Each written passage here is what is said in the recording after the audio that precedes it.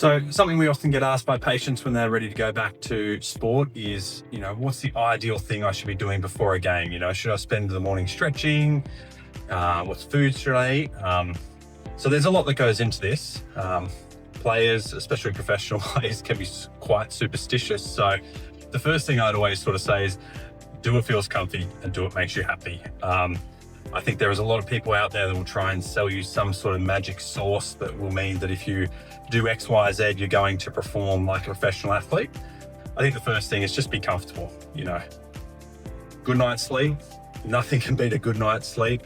It gives you the most amount of energy and the best amount of concentration. Make sure you prepare well with your meals. So make sure you've got some sort of carbohydrate rich meal, the morning of or a couple hours before the game.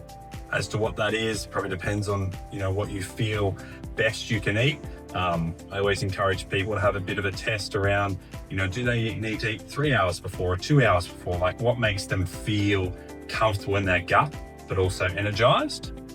I do a couple of stretches before the game, about an hour or two before. That makes me feel limber and comfortable. But to each his own there. Stretching won't really change your injury rate, but if it makes you feel better, then that's a win. And then I guess, most important thing is just sort of go out there and have fun.